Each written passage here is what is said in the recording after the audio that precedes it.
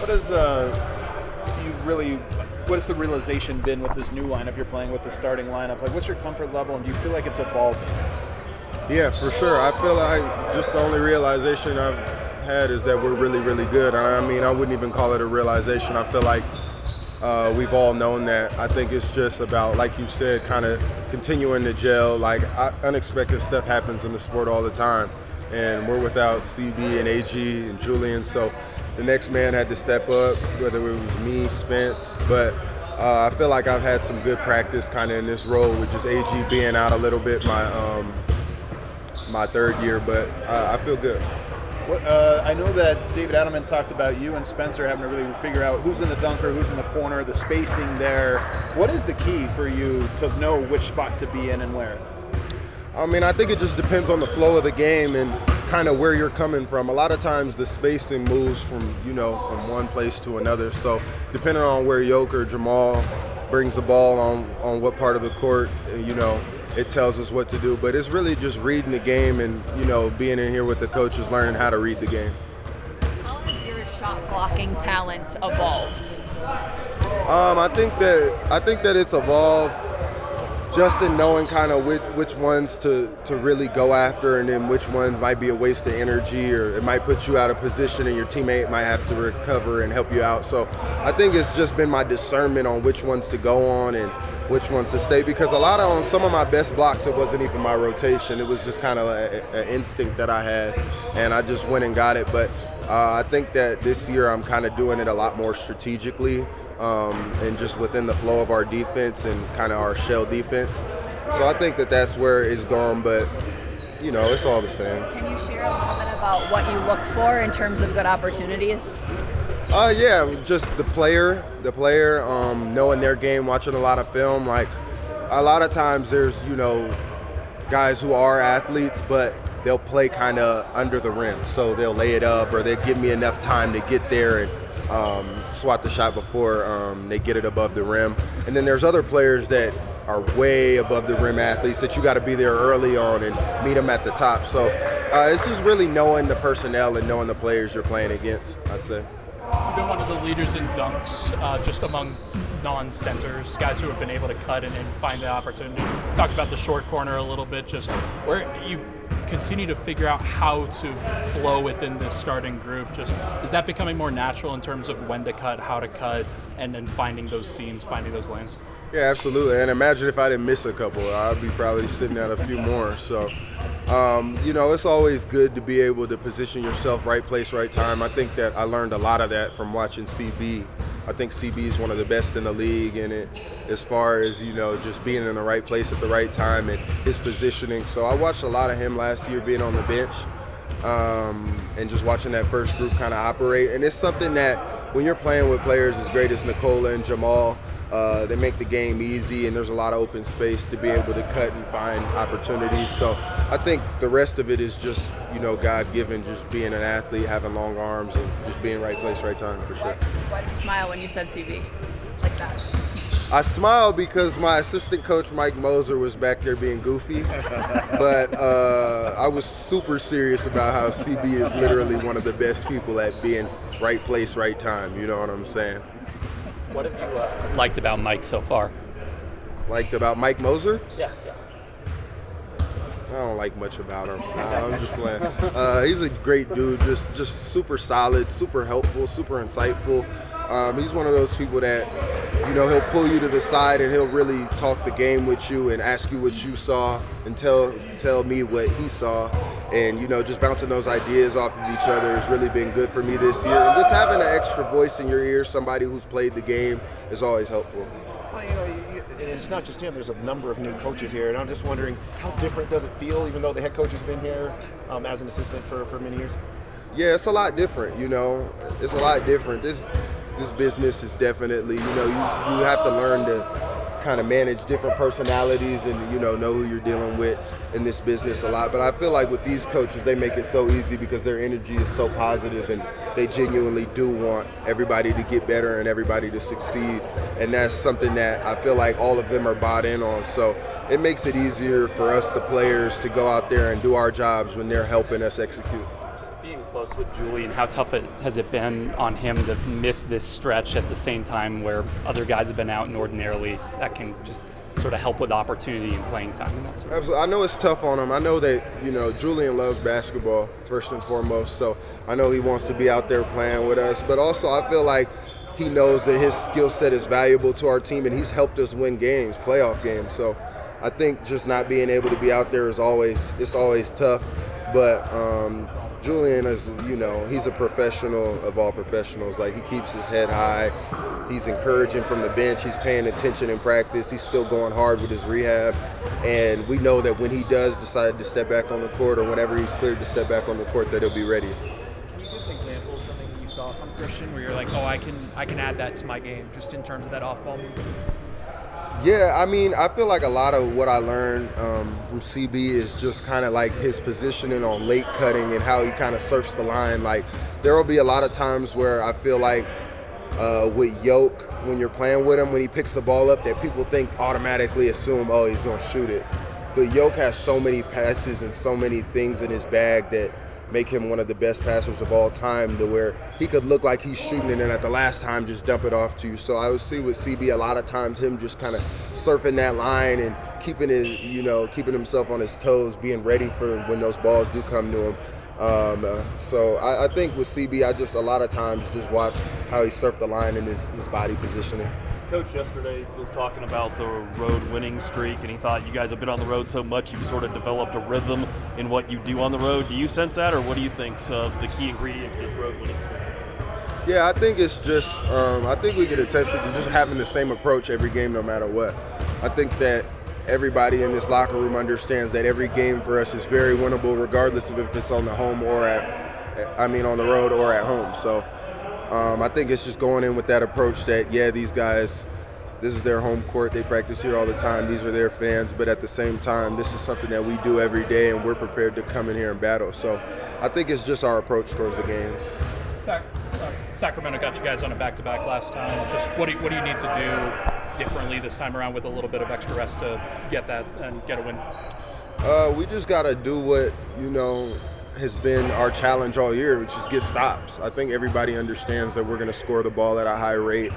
But I think it's just getting stops, making the other team more uncomfortable, and also finding ways to get out and run in transition even on the road. I know a lot of teams run a lot at home, and they're more comfortable playing fast at home, but I feel like we're really, really good at that, and that's something that we have to implement more and more as we go on the road. Peyton, Spencer's a guy who went from not having many opportunities to having a lot of opportunities. I guess, how have you kind of seen him attack what's in front of him?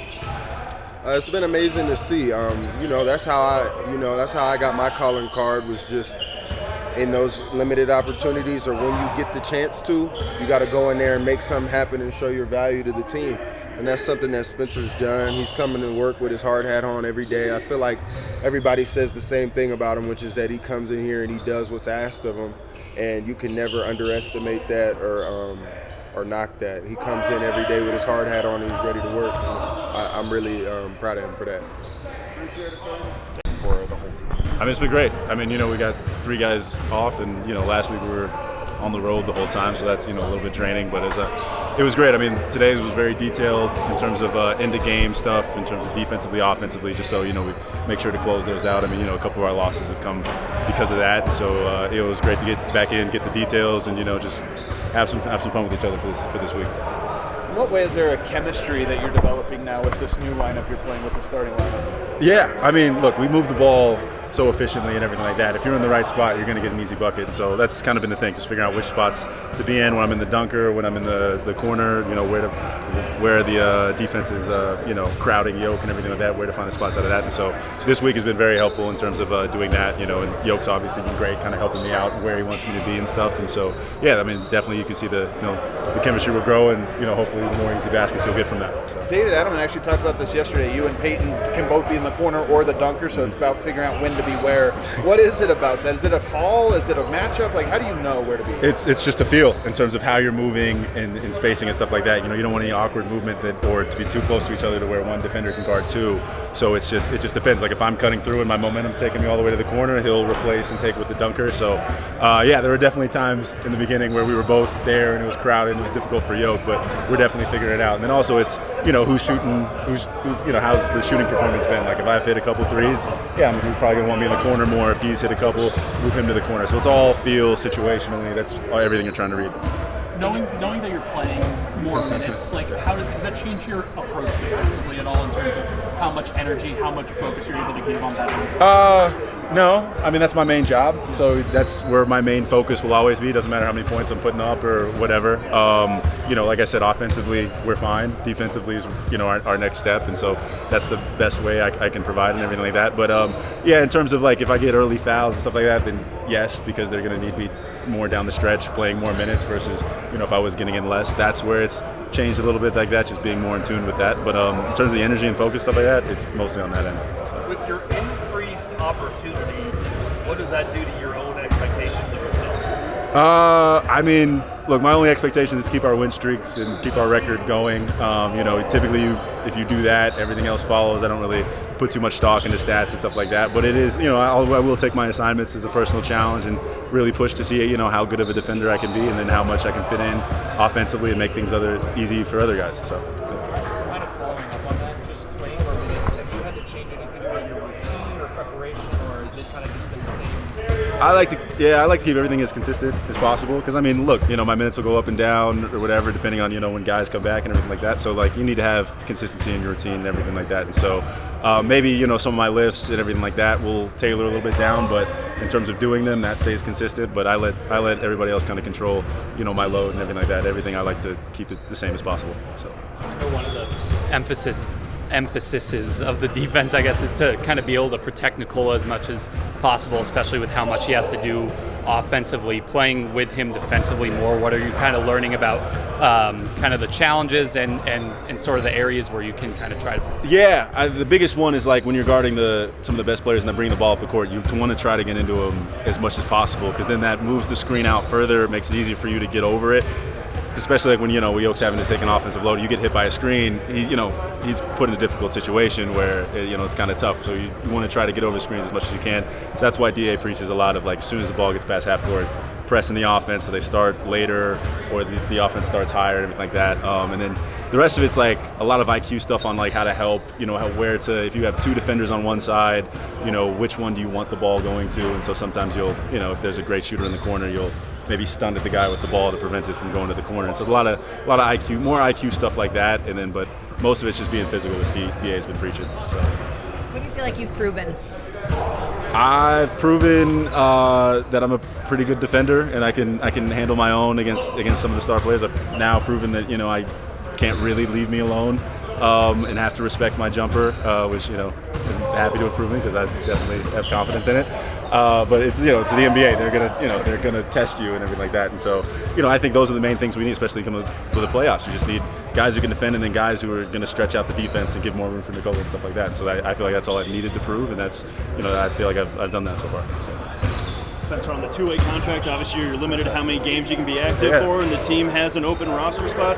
Is that in your head at all? Is that a motivating factor? Or how are you just kind of handling and approaching the timeline that's coming up? Yeah, I try to think of it as little as possible, but I mean, your agent will just remind me and stuff like that, have everything ready for negotiations or whatever. But I mean, look, we're a game, I don't know, near 25 or something like that, or maybe above that, I don't know.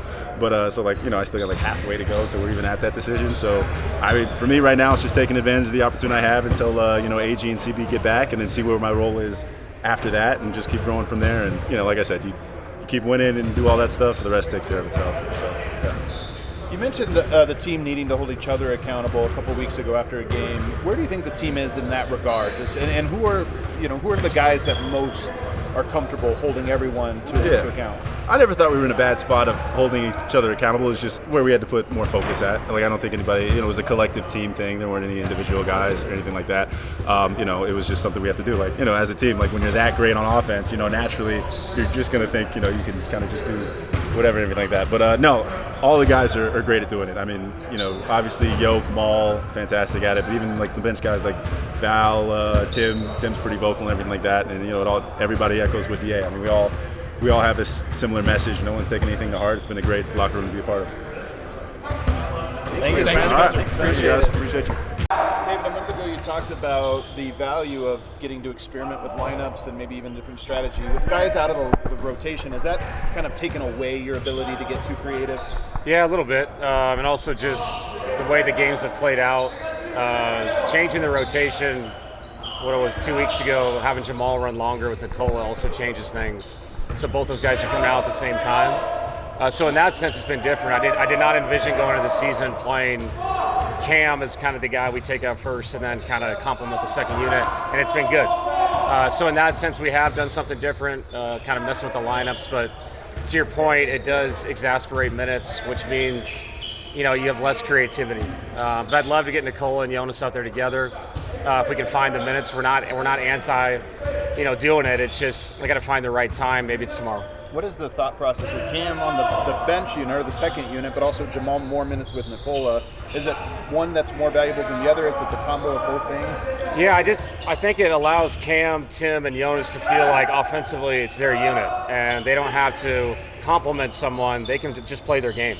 And I think it allows Cam to be more of a ball handler, get him to his right hand, as opposed to when he's in the flow with Nicola and Jamal. We're trying to get Jamal-centric actions in, Nicola post-ups, Nicola at the elbow. Sometimes, Cam is just doing his job. He does it extremely well. But I think it's allowed him to play his game a little bit more, and that unit's had some really good moments. And then Jamal in Atlanta playing with that unit was really good too, which I'm sure down the road, playoffs, if we're lucky enough to make it, Jamal could be a really good piece to that unit as well.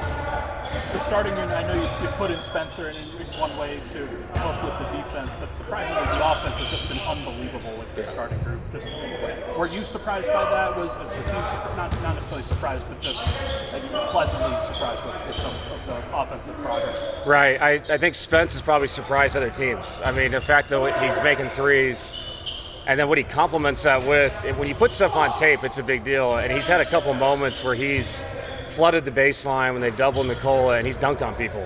Like he's showing people his skill set. To your point, I did not expect us to score the ball like we have, but I do think part of the reason why we're scoring at such a high rate is that second unit's been better too. And having Jonas be so efficient in his minutes, the way Tim can get hot, then obviously what Cam does to complement both sides of it, starting five and the second unit, it's just come very easy to us. And not to mention our points off turnovers haven't been where I want it, but our turnovers have been down. We really have taken care of the ball. And the assisted turnover thing is such a big deal because that's more shots to the rim, it's more opportunities. With the way we shoot the ball and pass the ball, I've been pleasantly surprised, but then not totally shocked just because the way the guys play for each other. At the other end, when you have a defense-first player come into that lineup and they're playing with Jokic more, what are the key points as far as trying to help protect Jokic for a guy like Spencer? Yeah, I actually think it's not about Jokic, it's about those guys learning how to play off all the double teams and almost zone coverage of him. When to cut, when to save space it's an important fundamental that we have to teach. I think Philadelphia, when Embiid was healthy, was another team that had to do it. Carl in Minnesota, where most of these teams are more guard-centric, pick-and-roll-centric. We play off the elbows, we play split game, we post up.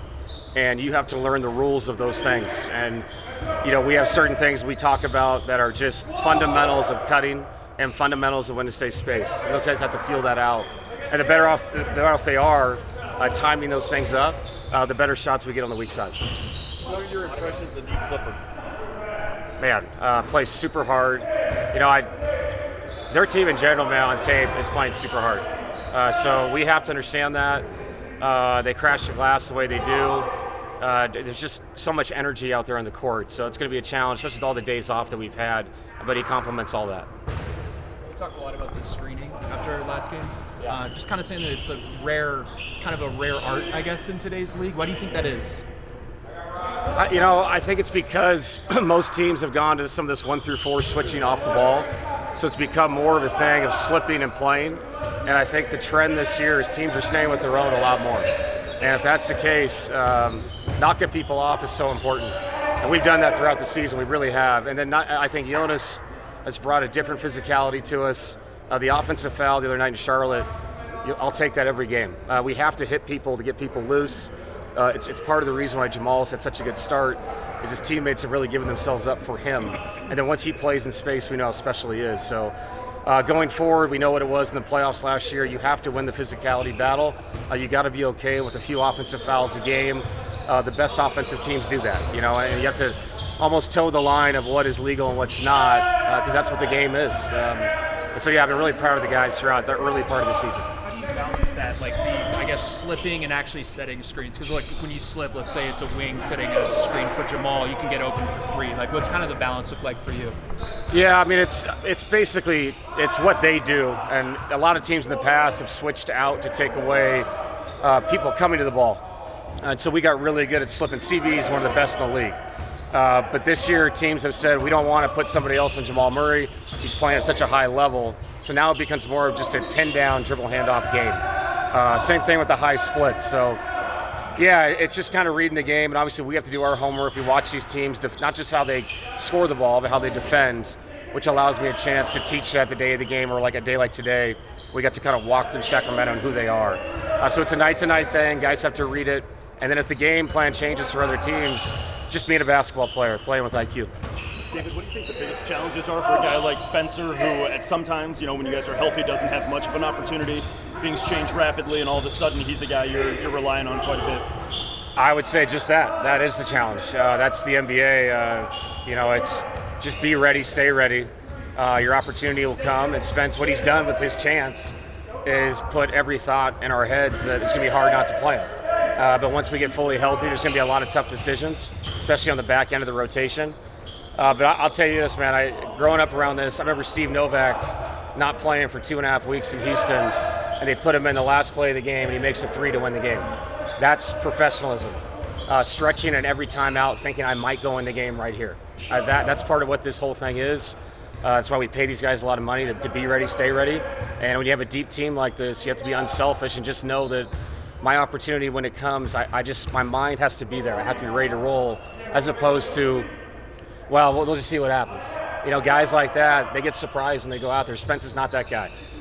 Whether we put Spence in the last minute of a game last year or this year starting, he's always ready to go. And that's a great trait to have in our league. You mentioned you were watching Spurs Pelicans the other day. How much time do you budget just to keep your finger on the pulse of what's going on, trends in the league? Not necessarily upcoming teams, but just what's happening. Yeah, I mean, most of the time it's edits that these guys give me because it's hard to watch all these games. But I definitely want to have a casual night, and time on my hand. It's fun to watch those games as a fan. And sometimes you pick things up when you're less technical and you're more watching the flow of how games are going. I do think we can overdo it a little bit as coaches. I just enjoyed watching that game and watching the young kid Queen, how skilled he is, and watching De'Aaron get up and down. It's a high level game. By the way, San Antonio is really good. If anybody hasn't noticed, Wembanyama hasn't played, and I know we lost to him, everybody, but they're okay. Like San Antonio's got an okay team. Who do you find yourself watching the most, just on League Pass? It's a good question. I mean, mostly the Western Conference. I mean, with the Mountain Time, those late night games are fun to watch. I try to catch the East, but sometimes real life's happening during those games. But at night, the streaming stuff, when you're in those games and you start at 9 p.m. or 8:30, it sucks. But when they start and you have a night off, they are great, man. I love the 8 p.m. game when I'm at home. I enjoy watching the Western Conference, man. Phoenix has been really fun to watch. All the shooting, the passing, they play with, just with a great energy. So Jordan's doing a really good job. I don't know if we've asked you about Colin, just how well he's been playing there. Just what have you enjoyed about seeing how he's embraced that? Yeah, I mean, Colin's not scared, man. We all know that. He's got it's a personality positive. He thinks he belongs, and he does. And his shot making has been really good, really elite since college. And I think that team complements his game. It's a bunch of different people that can initiate offense, a lot of people that can make a play that leads to a pass to another pass, and the way he spreads the floor and the way he can shoot it from deep. So really happy for Colin. We all know him, a great guy. So happy for his success. Yep, thanks. Appreciate it.